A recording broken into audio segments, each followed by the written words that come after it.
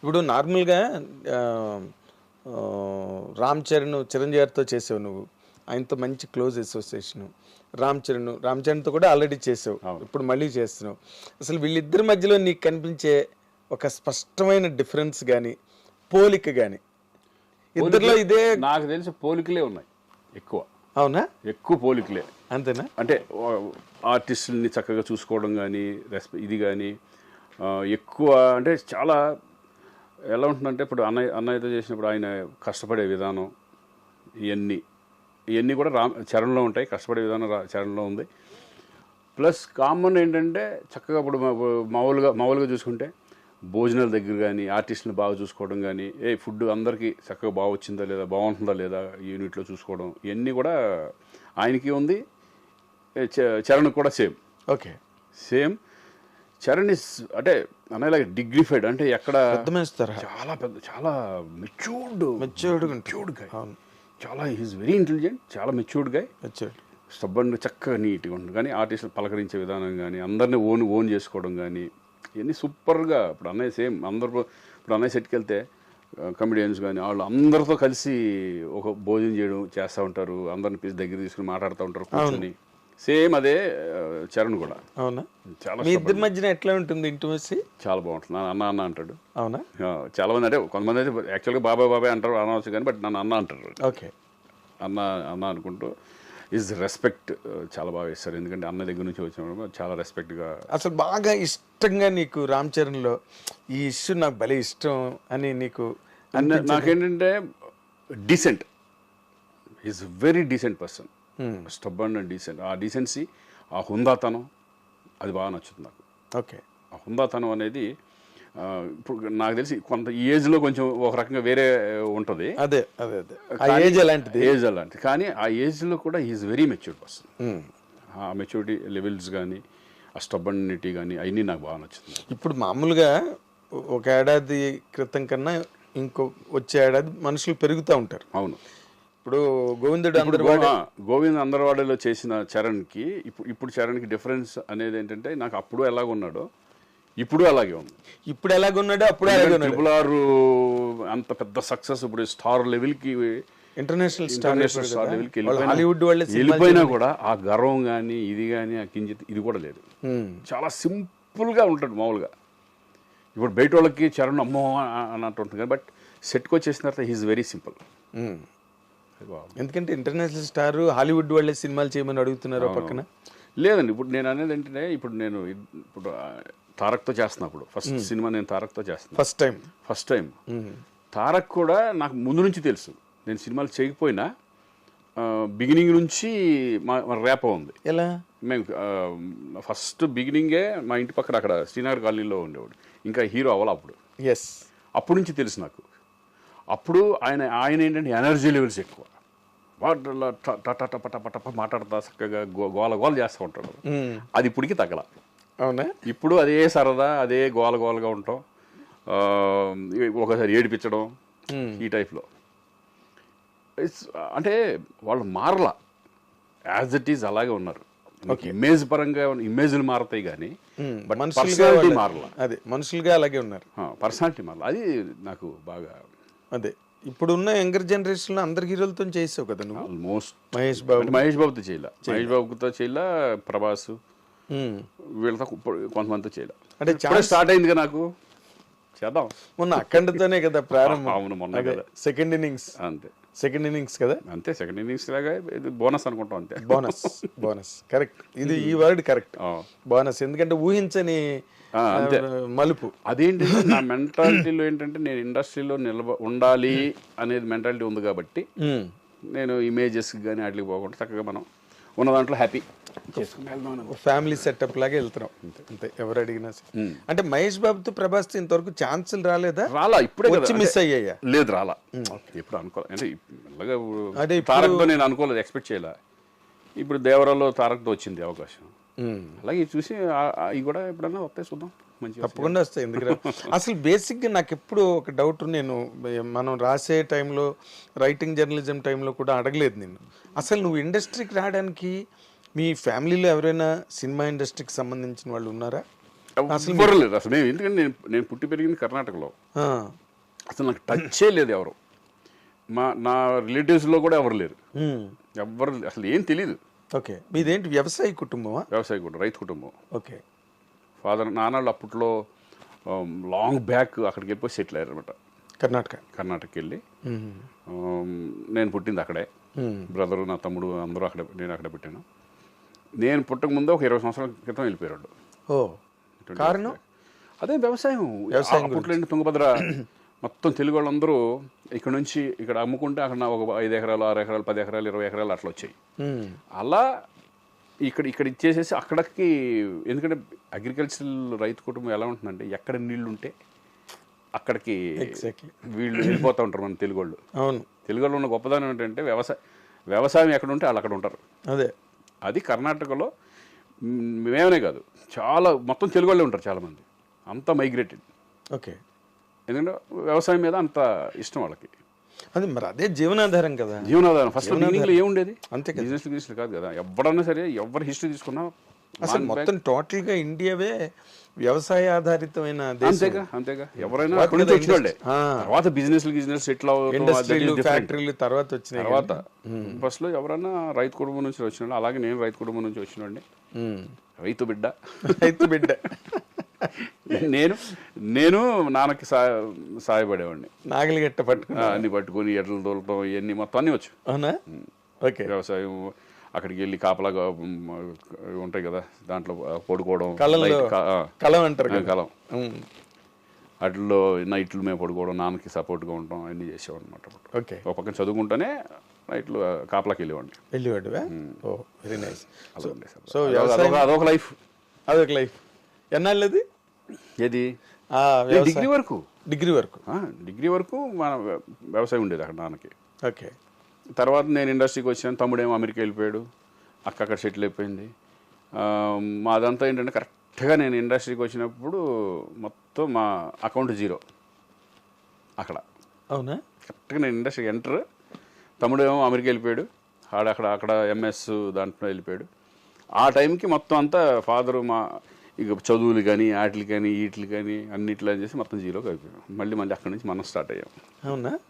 అంటే నిన్ను నార్మల్గా నాకు తెలిసినంత వరకు నీ గురించి ఏమనుకునేవారంటే బాగా బలిసిన కుటుంబం నుంచి వచ్చాడు, మిడిల్ క్లాస్, అంటే స్ట్రగుల్ కూడా పడలా, అంటే నేను తిండి లేకుండా ఉంటాం అట్లా లేదు. That's what it is. అది లేదు. ఎప్పుడు నువ్వు రాయల్ గా డిగ్నిటీగా అలా వెళ్ళిపోతుండేవాడు. నాకు ఇప్పటికీ గుర్తు, నువ్వు టీడీపీ ఆఫీసు దగ్గర నుంచి అట్లా నడుచుకుంటూ నువ్వు అన్నపూర్ణ స్టూడియోకు ఒక జీన్ ప్యాంట్ లో చేయి పెట్టుకుని నడుచుకుంటూ వెళ్ళడం నాకు గుర్తు. నేను స్కూటర్ మీద అన్నపూర్ణకి వెళ్తుంటే అదొక లైఫ్, అన్ని ఒక ఎక్స్పీరియన్స్, చెప్పుకోవడానికి ఒక హిస్టరీ ఉంటుంది మనకి. 100%. ఏదో కేక్ వాక్ లాగా వెళ్ళిపోయే జీవితంలో కిక్కే ఉంటుంది. ఇప్పుడు మనకుంది, మా అబ్బాయికి ఉండదు ఎక్స్పీరియన్స్ కానీ, అన్ని చూసి వచ్చిన వాళ్ళం కానీ, లోతుపాతులు అవన్నీ వాళ్ళకు ఉండదు. మనంతా ఆల్రెడీ కేక్ వాక్ వాళ్ళు ఇప్పుడు కావాల్సింది అంటే వాళ్ళు కష్టపడడం, దీన్ని చెడగొట్టుకోకుండా వాళ్ళు వెళ్ళిపోవడం అనేది మెయిన్ ఇంపార్టెంట్ ఇప్పుడు. ఇప్పుడు రోషన్ మీద నీ ఒపీనియన్ ఏంటి Srikanth? Is a very hard work. Is cinema మీద ఇంట్రెస్ట్ ఉండే వచ్చేసాడు ఇక్కడికి. ఇంట్రెస్ట్ లేకపోతే బలవంతంగా మనం తోయలేం. ఎగ్జాక్ట్లీ.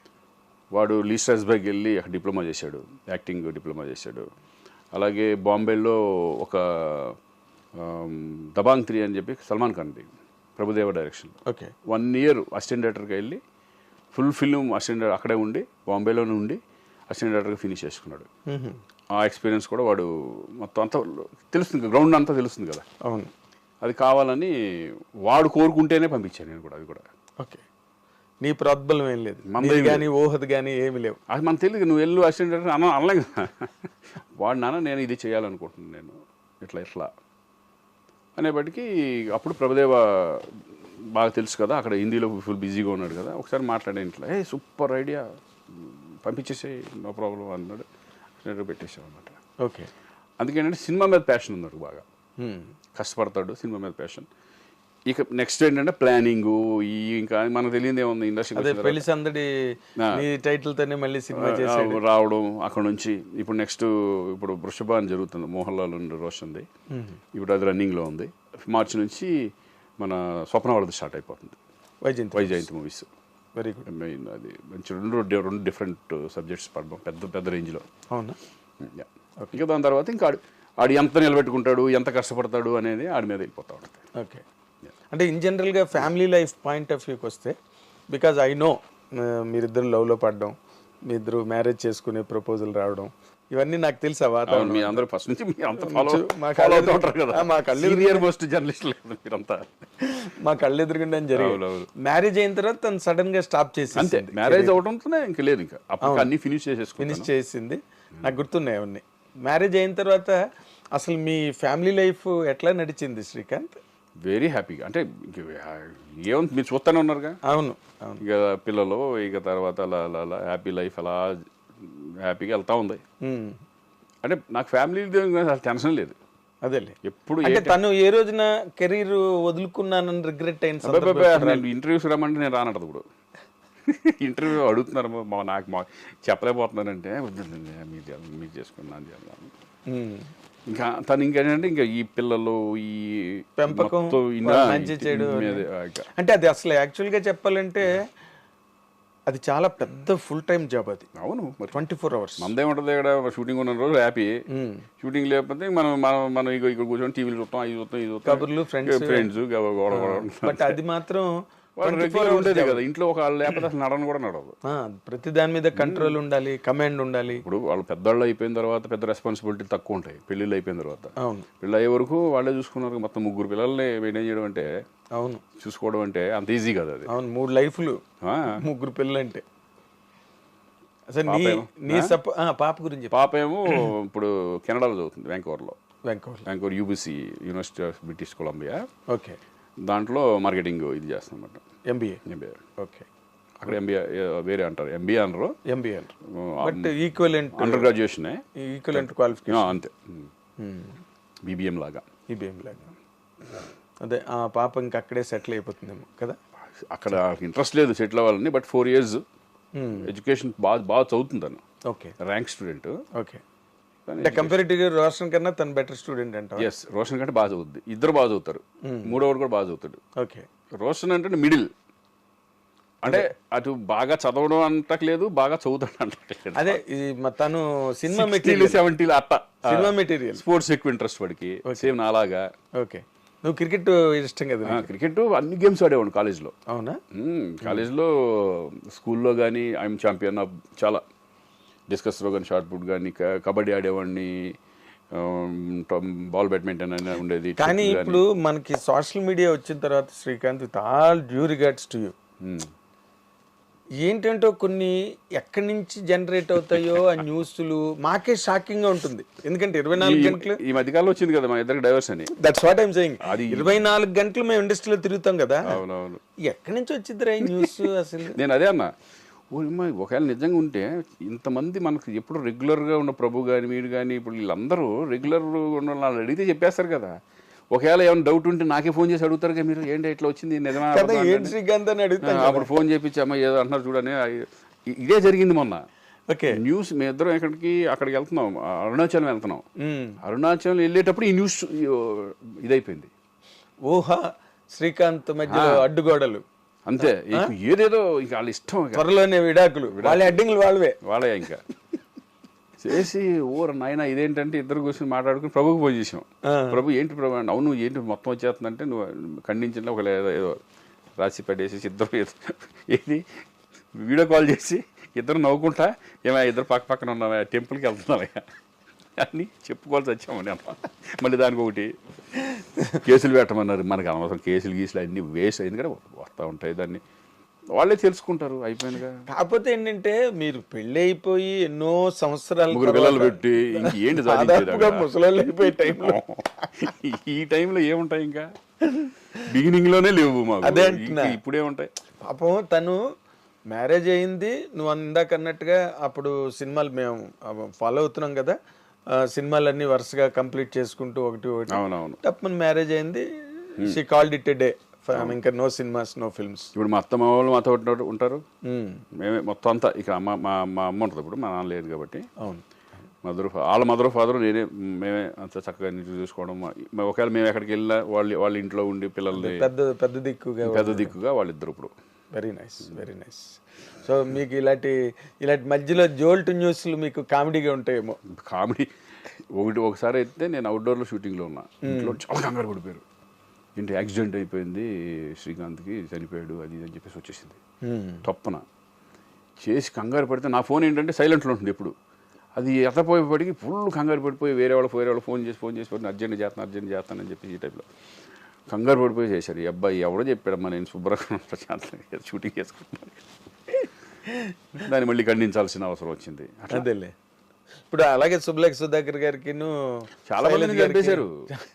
కాదు, వాళ్ళే ఇచ్చేస్తారు విడాకులు, మీరే నేనేమనుకుంటానంటే పాజిటివ్గా దిష్టి పోయింది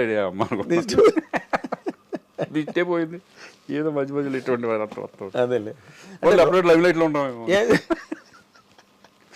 అంటే ఇప్పుడు నీలా నవ్వుకునే వ్యక్తి అయితే ఓకే. బాలు గారు నన్ను అడిగాడు అనమాట ఒకసారి, బాగా చను నేను, ఏరా ఏంట్రా న్యూస్లు ఎవరు రాస్తారా న్యూస్లు నేను అని. అంటే మనకు అలవాట్లేదు కదా కైండ్ ఆఫ్ జర్నలిజం. ఇప్పుడు ఇవన్నీ మొన్న అరవింద్ గారు అడుగుతున్నారు కదా, అరవింద్ గారు నన్ను అడుగుతున్నారు కదా, ఏది అలా పాజిటివ్ గానే జర్నలిజం వేరు మీది వేరు. ఇప్పుడు ఎవరు పడితే వాళ్ళు, ఇప్పుడు మామూలు కూడా వీడియో ఇది పెట్టేశారు యూట్యూబ్ ఛానల్స్ పెట్టేశారు.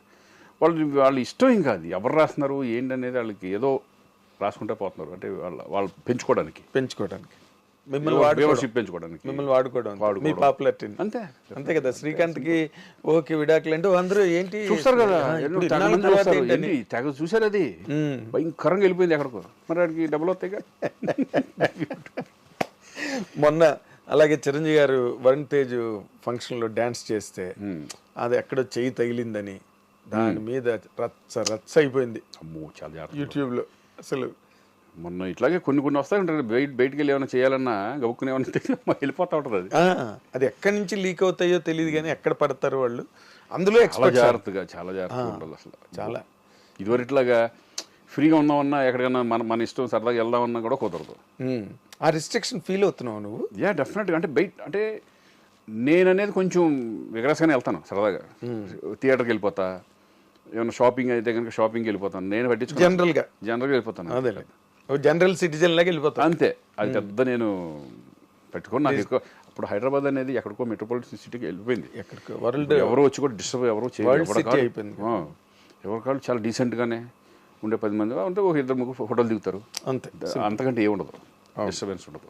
అదే ఇన్ జనరల్గా ఇప్పుడు ఇక్కడి నుంచి నీ సెకండ్ ఇన్నింగ్స్,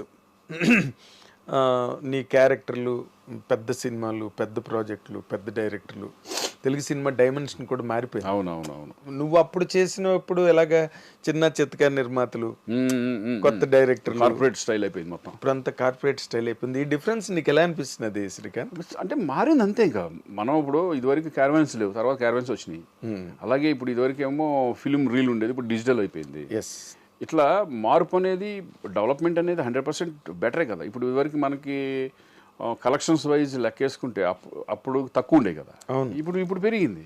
ల్యాండ్ వాల్యూ పెరిగినట్టే మనుషులది జీవితం, లైఫ్ స్టైల్ కూడా పెరిగిపోయింది. అవునులే, మార్పులు చాలా వచ్చేసినాయి అప్పటికిప్పటికి. అవును, మన జూబ్లీస్ లో ఇప్పుడు ఇక్కడే చూసుకో, 5 ఏళ్ళు కట్టినప్పుడు అప్పుడు ఏమి లేవు, పక్కన చుట్టుపక్కల మొత్తం చుట్టుపక్కల వచ్చేసినాయి. అంటే ఇవన్నీ కనిపించలేదు, ఇవన్నీ కొత్తగా వచ్చాయి అన్నట్టుగా అనిపించింది నాకు.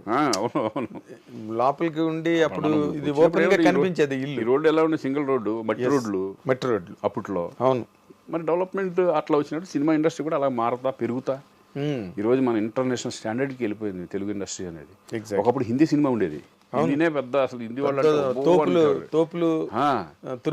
మన తెలుగు ఇండస్ట్రీ ఎక్కడికి వెళ్ళింది? ఇంటర్నేషనల్ లెవెల్కి, ఆస్కార్ లెవెల్కి వెళ్ళిపోయి అసలు ఈరోజు ఇండియా అంతా మన తెలుగు మీద. That is great. బాలీవుడ్ కూడా తెలుగు అనగానే ఇక్కడ నుంచి ఒక రైటర్ వెళ్ళినా, ఒక డైరెక్టర్ వెళ్ళినా వాళ్ళకి ఇచ్చే వాల్యూస్.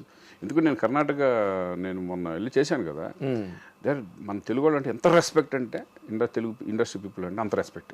అంటే వీళ్ళు ఒక పెద్దోళ్ళు అనే ఫీలింగ్ వాళ్ళకి, అంటే they are big and feeling వాళ్ళందరికీ ఉంటుంది. అందుకని రెస్పెక్ట్ వాళ్ళు అలా ఇస్తారనమాట. తెలుగు డైరెక్టర్కి కానీ, హీరోస్కి కానీ, ఆర్టిస్టులకు కానీ ఎగ్జాక్ట్లీ వాళ్ళ రెస్పెక్ట్ విధానం అలా ఉంటుంది.